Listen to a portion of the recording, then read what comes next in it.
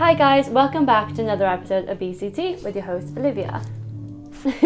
Today I am joined by Jude. Hi Jude. Hey Liv. How are you? Yeah, I'm alright, thanks. Good, thank you. Good, thank you? Yeah, good, You didn't even ask. Good, thank you. How are you, Liv? We did this in the car park. I'm good, thanks. So guys, you are listening to a Christian podcast that enables you guys to hear all different testimonies and stories from different people in Barrington Community Church. Like and subscribe so you never miss an episode. So, Jude, tell me a little bit about yourself, some of your interests, your hobbies, your likes, etc. Well, we'll start with them a little bit quirky, shall we? Because I've come in and Liv's got a nice big supply of props up there, and I've chosen the massive sunglasses to wear, but it's not that sunny in here. So I am Jude. Mm-hmm. I'm 38. I am married to Mark. Mm-hmm. As of 2 years ago. You were there. You look beautiful. Oh, thank you. And so did you. Oh, thanks. I've got two children. Pippa mm-hmm. is 13, mm-hmm. and Phineas is 7. What was the next question? What do I do? Yeah. I am an English teacher in Treorchy Comp at the moment. So, quite a trek for work in the morning. But, my mum and dad are also part of this church. I hear my dad is on the list to be interviewed. Yeah. So I'd had to get in before him. Yeah. Cool. So let's go straight into it then. I'd love to hear when you accepted Jesus into your life. Okay. So I was brought up in a Christian home. I've got a mum, dad, 2 older brothers who amazingly were all Christians. And do you know what? I was thinking about it yesterday and going, I am extremely blessed. I don't know of anyone in my family who isn't a Christian. My aunts and uncles, my aunt and uncle, I only have one, my cousins, my cousin's wife, my brothers' wives, my nephews and nieces, it's incredible. And, that is really impressive. But grew up going to church every Sunday, maybe twice, 3 times on a Sunday. Basically everything that happened in church my parents were involved in, and being the youngest by quite a long way, I was always with them. Loved it. It was my life, and amazingly still is. Knew all the stories, knew everything, was involved in everything. And then when I was about 10 or 11, we had an evangelist down speaking in our church in Porthcawl called Paul Hinton, and I have no idea what he said because I was 10 or 11 and I'm not anymore. But I went home that evening and had my tiny little tie-dye denim shorts, trying to decide, I was sat on my bedroom floor, I can picture it. Do I put these in the wash? Do I not put these in the wash? Can I get one more day out of them? That sort of question. Yeah. And I sat there and just, there was almost this shock on me of, he did it for me. And I could, like I said, I couldn't tell you what Paul had spoken about. And I knew all the stories, I knew what Jesus had done, and I wasn't sometimes your dad speaks about people and moving from their sinful lives into their, I wasn't particularly sinful. I was a child who did what her parents told most of the time, and went where they told me to go. But I'm sat on the floor going, he did it for me. He did it for me. And I was crying. So my dad comes upstairs, Jude, what's the matter? Why are you crying? And I'm just sitting there going, he did it for me. He did it for me. And my dad has the realisation then of what I'm talking about, and he starts crying. And then my mum comes up and he's going, what's the matter with you two? And then she starts crying, and I just remember us all sitting on my bed, and just my dad with his arm around me on one side and my mum with her arms around me on the other side, and we're all just sitting there crying because this sudden realisation of he did it for me. So I guess that was the moment where I fully accepted what he'd done. But it wasn't like a Damascus Road moment, because I wasn't a particularly terrible 10-year-old. Yeah. Amazing. So, we're humans, we go through difficult situations and trials and everything in life, don't we? Yeah. So what advice would you give to someone who may be going through a really difficult and horrible situation? hold on. That's the first thing. Being a Christian isn't easy. The Bible almost promises that we're taking the narrow road. But Jesus is there, he's with you, he's got you. And that's something that I've really noticed through my life. I haven't had any time away from church. I have gone to church, for want of a better word, religiously. Because I want to, not because I feel like I have to. I want to. It hurts if I'm not here.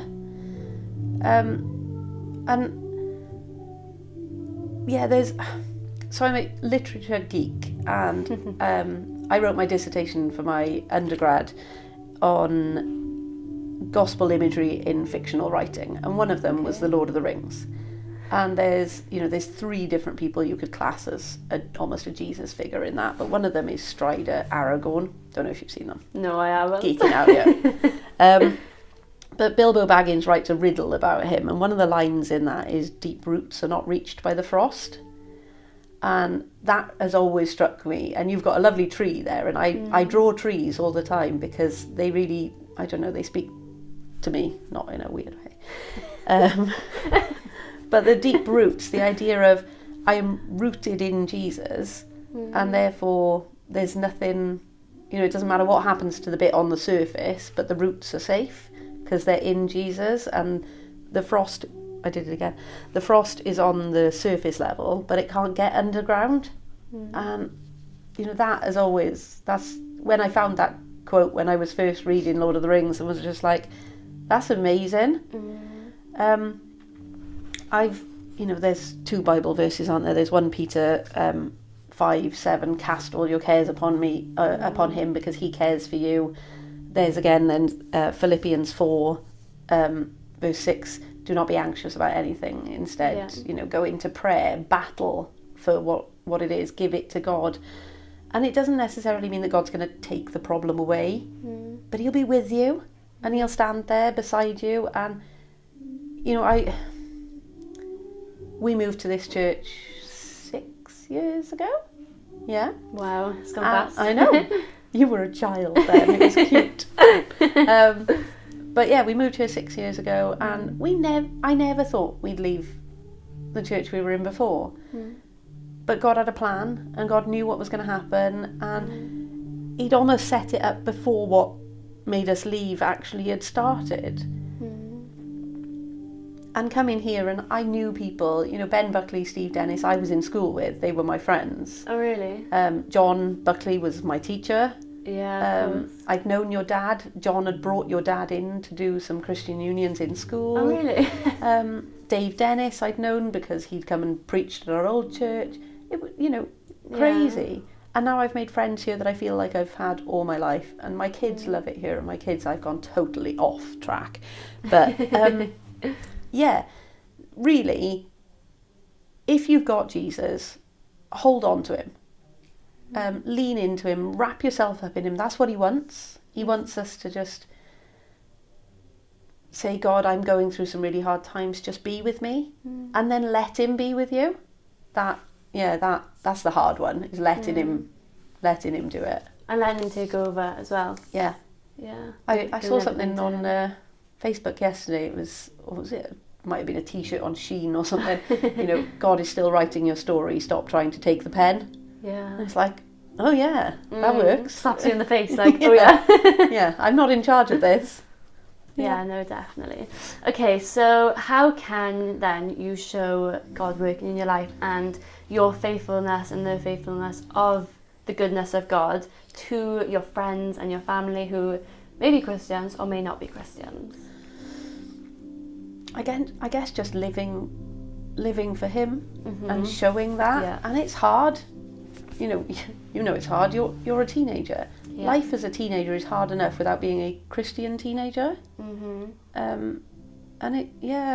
Just sacrificing some part of your life, some part of your day to him, and then telling other people about it. And it is much easier said than done. For instance, you asked me, well, I remember coming up to you you were on Welcome Oh a gosh. couple of months ago, back in September, and I said to you, Liv, I'm really loving these podcasts. And you went, oh, will you do one? And I went, yeah. And then you sent me these questions in September, and it is now mid-April, and we're doing it. But I was sat in church this morning and just felt God saying, today, Jude, do it today. And I found you straight after the service, and here we are. And yeah, I'm really glad that I have, because it's nowhere near as terrifying as I thought it was, because it's you. Well, I'm good. I'm glad. But, you know, going through tough times and going through ups and downs, which we all inevitably will, we come out of them. We all come out of them. Yeah. And telling people, telling people that how we've come out of them, how God has helped us through these times, what God has done for us in these times. We had we had house group on Wednesday night, and Phil Brown was talking. We were looking at John 21, and when Jesus is on the seashore and he's calling to the fishermen, and they hadn't caught anything all night, and then they had to move their nets over to the other side, and then he's calling them over, and he's already got breakfast cooking for them, and they don't know who he is to begin with, and then they're like, oh my gosh, it's you. It's after he's risen, and you know what it comes down to, he just wants to have breakfast with his friends. He loves them, and they love him, and he just wants us to be with him in his presence and just sit at his feet. And then I was reminded of a song by a singer-songwriter called Noel Richards, who was around when I was a kid. And it was just running around my head all the time. We were in house group. And I didn't say anything because we were all busy about other things. But in the back of my mind, this was the song. And it just says, to be in your presence, to sit at your feet, where your love surrounds me and makes me complete. This is my desire. And it's been in my head every day since. And it's a really old, it's not a song that like I'd choose to listen to on the whole, but those words, to be in your presence, to sit at your feet, and God's love will surround us, and it does make us complete. And that really spoke to me. And I thought, you know, I've been going through some hard things recently, and I just needed to be in God's presence, because he never moves. It's me who moves away. And I needed to focus my life back on him. So I was driving home from here on Wednesday night and just praying and saying, Lord, you know, there are things in my life that I need to let go of. There are things that I do that aren't necessarily pleasing to you. You know, there are things that are affecting my physical health, affecting my mental health, and just help me to know how to categorize them and where to put them and what emphasis to put on them. And then I didn't really think about it much more than that. And Wednesday night I went to bed. Thursday morning woke up, absolutely normal, thinking nothing of it. And then as I was driving to work, I remembered a dream I'd had. And it was really quite odd. And I remember I was voice noting Chloe when I got to work, because I was like so excited and just telling everything about this dream and how I felt.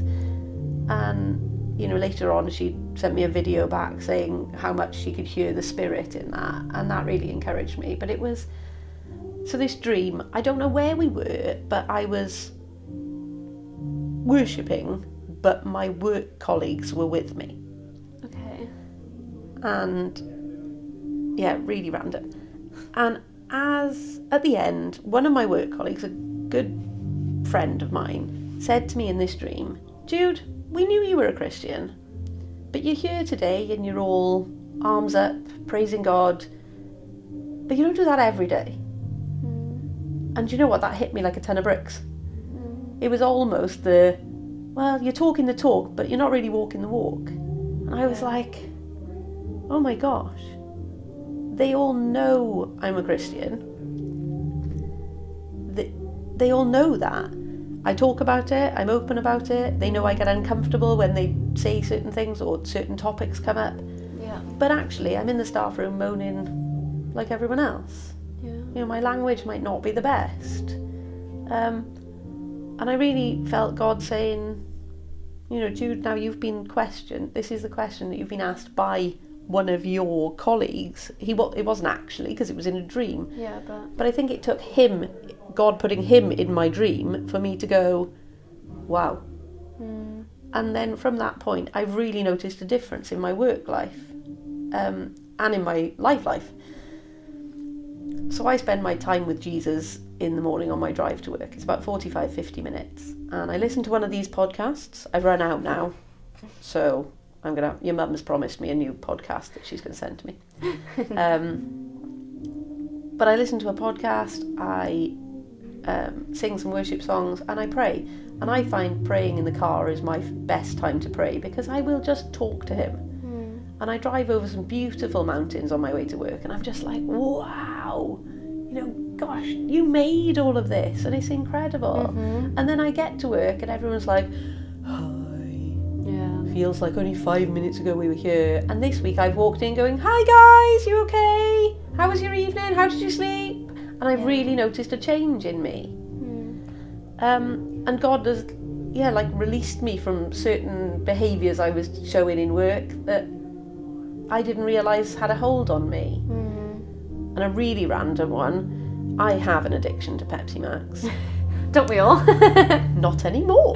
Oh. So I could mainline a 2-litre bottle a day. Now Wow. That's expensive. Yeah. But I would find myself driving home from work going, where's the next corner shop? Where's the next corner shop? Where can I stop? Wow. So it really was, I really feel it was were like an addicted. addiction. Yeah. And I would be, where's the next shop? Where can I stop? And I'd stop at these corner shops, and I wouldn't just buy a bottle of Pepsi Max. It would be a little one. It wouldn't be, I couldn't drink 2 litres while I was driving. No, I couldn't. But I'd buy a little one, but I'd also buy a big bar of chocolate. And I'd eat the bar of chocolate and drink the bottle of Pepsi Max on my way home. Every day. Pretty much. I'd be like, find myself almost praying that there'd be a parking space outside the corner shops. And this week, I've been like, we're going to Florida in the summer. Have I told you? I might have mentioned that once or twice. But I'm like, I'd like to lose some weight to go to Florida. My weight affects my mental health. Obviously, it affects my physical health. But on the whole, I'm so busy, I haven't got time to even think. But this week, it's been like, I said to myself, right, I'm not going to eat chocolate. I'm not going to drink Pepsi Max. Because save some money for Florida, and, that's 2 things that I think have got some sort of hold on me. And you know what? I haven't even wanted chocolate this week. Well, that's totally abnormal for me. Pepsi Max? Nope. Doesn't even... I saw someone in school the other day, there was someone in my class who had 3 cans of Pepsi Max on the table, and I just was like, yeah. And it really feels... So now on my drives home, when I go past those, and there's about 5 or 6 corner shops I pass directly, and I'm like thanking God for the fact that I don't have to go in. And I know it's a weird addiction to have had, but I do feel like that has released me. And we've gone totally off the questions you asked, but God did that to me this week, and I think that's worth shouting about. Yeah, you can do anything, can't you? Amazing. Okay, final bit then. Why do you think, touching on a little bit what you said, why do you think someone should start to believe in, not just believe in God, but start to love him and live their life in glory of him? Because he's incredible. we were talking in the car, weren't we? He's good all the time. Yeah. He's good. He's great. He's amazing. He's incredible. He's awesome. Yeah. We suck.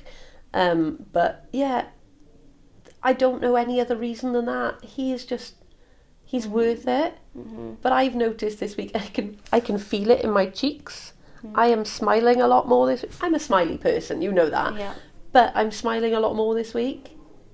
Quite often by the end of church, once you've been here for 2 hours and someone goes over and goes, hi, how are you? And you're like, yeah, I'm okay, thanks. Because you're really thinking, I really could do with going home now. I'm hungry, I've got work to do. The sun's shining, I need to put the washing out. Anything like that. But because he can do anything, and because without him we're doomed. Yeah. It's not even, that's not even like blasé. We are. Without God, we're doomed. We're nothing. Yeah. What's the point? How do people get through life without him? Give in. Yeah, what's the purpose? Like, he loves you. Yeah. And the only reason you're here is because he loves you. Yeah. And he loves us so much he died for us. And I just think, oh my gosh, what else do you need? Like, seriously. He didn't just, like, rescue your shopping when you let go of your trolley. He died for you. And didn't just die, he suffered. Yeah. With my name and your name. And, oh. Shivers. Yeah. Yeah. We're unworthy of his love, really. Totally. Yeah. Completely. Yeah. Oh, thanks so much, though, for coming on, Jude. I feel like I've gone on so many tangents, but I'm also like... Yeah, you got so much emotion you want to share. Yeah, can I share my favourite quote? Please do. So this is C.S. Lewis, so the Narnia Chronicles. In Prince Caspian, Lucy meets Aslan and she's like, oh my gosh, you're bigger. And Aslan replies with like, you know, that's because you're older. And she says, what, not because you are?